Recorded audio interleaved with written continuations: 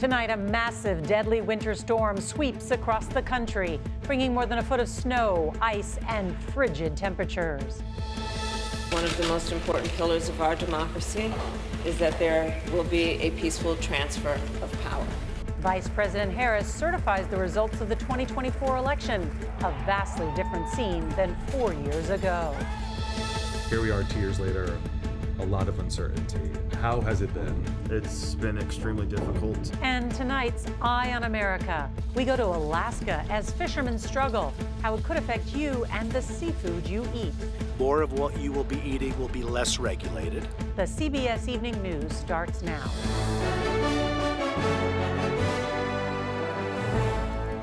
Good evening, I'm Norah O'Donnell, and thank you for joining us as tens of millions of Americans dig out from the first major winter storm of the new year.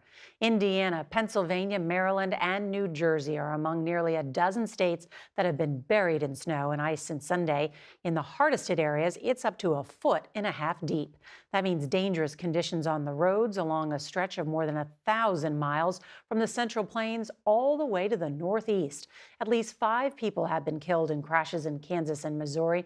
Thousands of flights have been impacted, and hundreds of thousands of homes and businesses have lost power.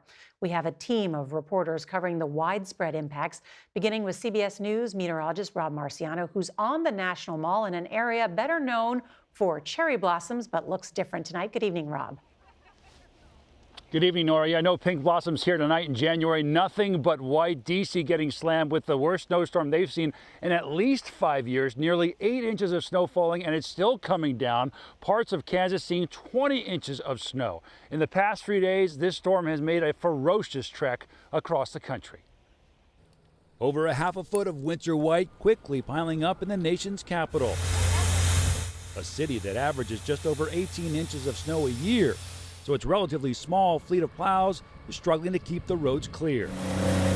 Work crews using smaller scale tactics to move the snow, power sweepers and leaf blowers on sidewalks. And lots of hand shovelers like T. McKeevy, one of many workers hired to help for the day. It's kind of tough. I wish I had a snow blower. Allison Gitlin is a federal employee using her snow day as a rare DC ski day. Even the giant pandas at the National Zoo are getting in on the fun. This is the same system that buried parts of the Midwest over the weekend, hitting Kansas City, Missouri with its biggest blizzard in 3 decades. And the storm is still making a mess on the highways, stranding drivers and stalling tractor trailers.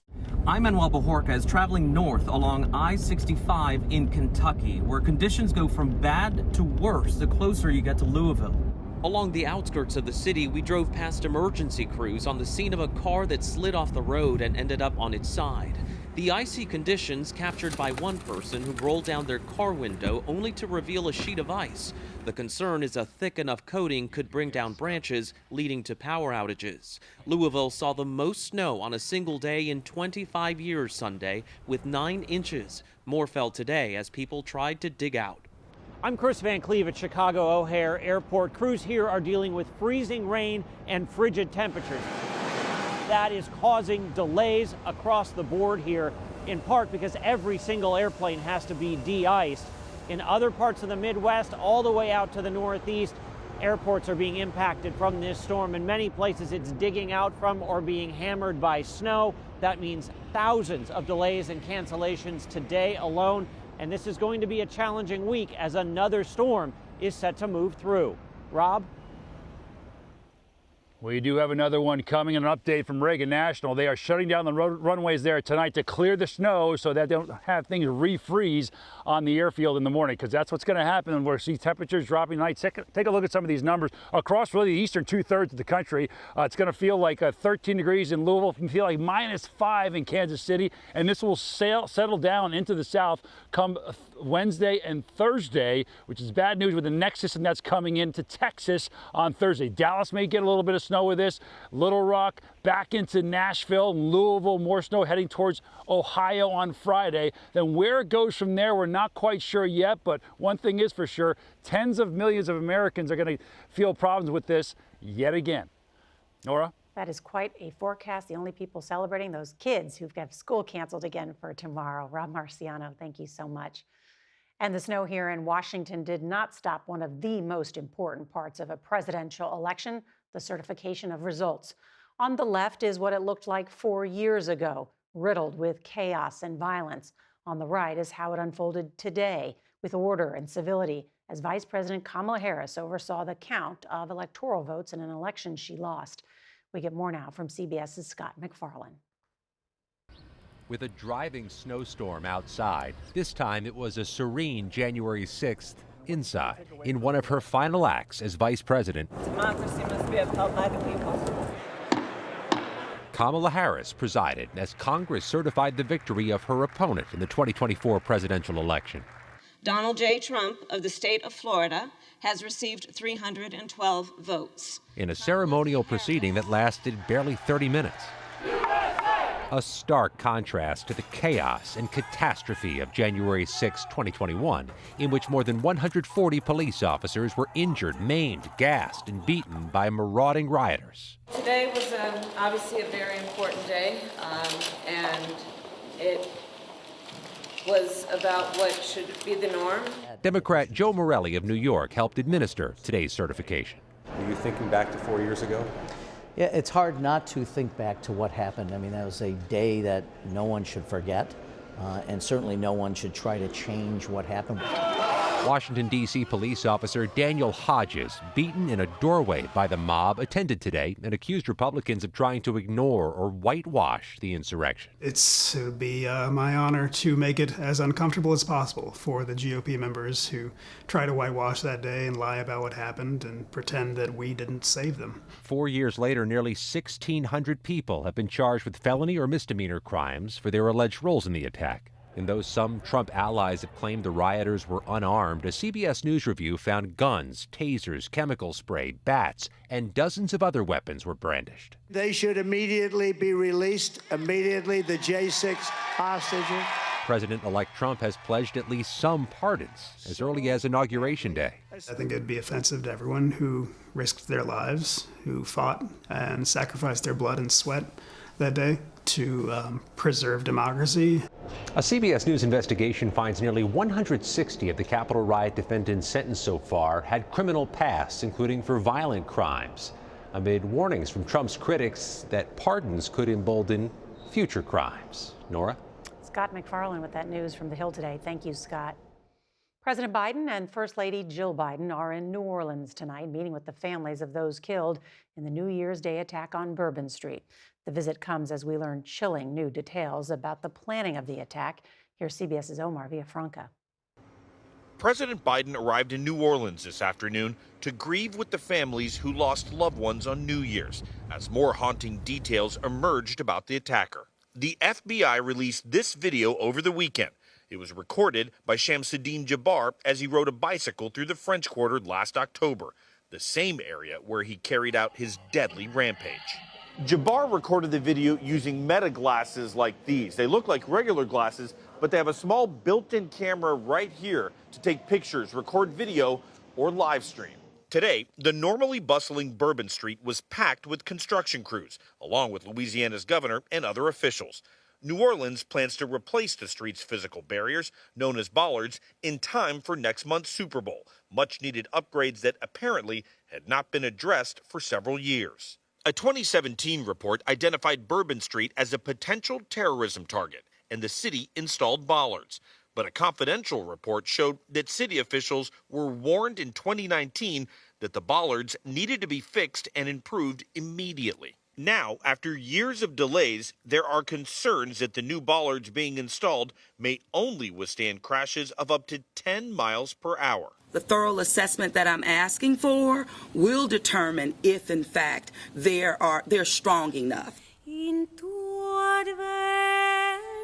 Today, funeral services were held in Lafayette, Louisiana for 27-year-old Tiger Besh, one of the 14 people killed. Besh was a former All-Ivy Princeton football player who became a junior bond trader.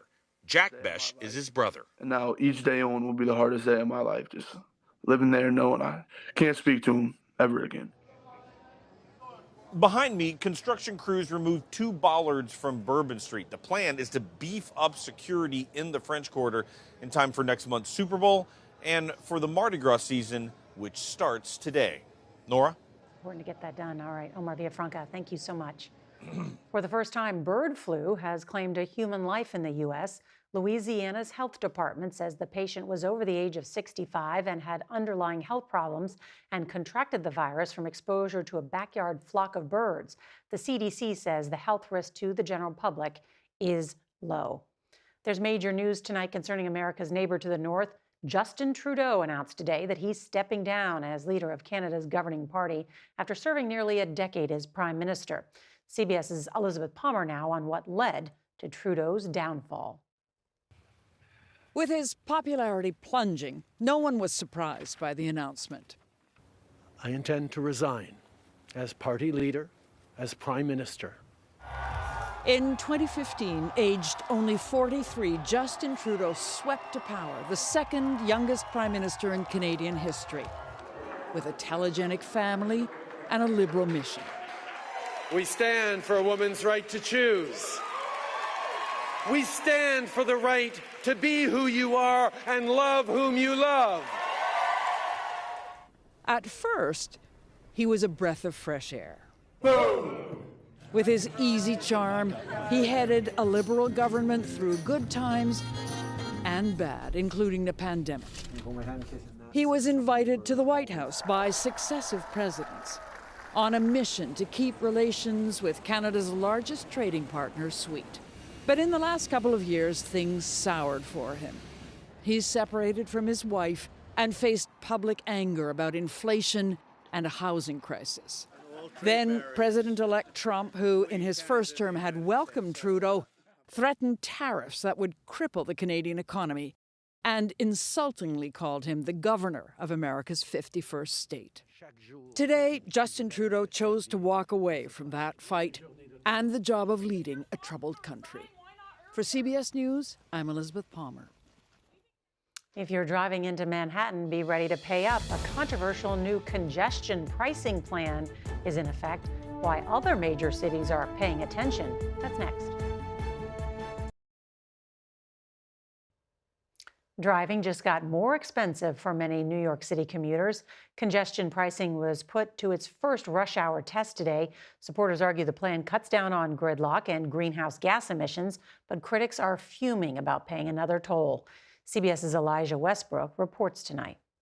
How are you feeling this morning? It's horrible. I'm not sure about it. New York City's first in the nation congestion pricing plan is taking effect.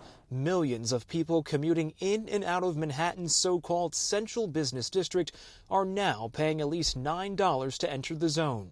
Zahara, how long does it typically take you to get from here in Bayonne, New Jersey, all the way out to Bed-Stuy? Typically, on an average morning, takes about an hour and 15 minutes. And that's on a good day for Zahara Duncan, an elementary school counselor who works in Brooklyn, who lives in Bayonne, New Jersey. I'm always trying to leave work early. But commuting isn't a laughing matter. Duncan has physical limitations that make public transportation difficult. The daily $9 toll will be a financial burden. It adds up to $45 a week on top of other transportation tolls. For such a fast-paced city, getting around New York can feel surprisingly slow. Buses are slower than walking in much of Midtown. We want to see if that can be improved. In 2003, London implemented a similar traffic plan. Initially, the plan had some success, with traffic down 18% in the zone and congestion pricing reduced 30%. But with the increase in ride-sharing services and trucks delivering online orders, traffic has crept back in. Now, the new tolling program is already facing some serious roadblocks. Nearby states have already filed lawsuits, and President Trump is threatening to scrap the program altogether once he's in office. Nora? Elijah Westbrook, thank you so much. Eye on America is next with a comeback story. What's behind the recovery of a popular seafood delicacy? If you can't watch the CBS Evening News, you can listen. Subscribe wherever you get your podcasts.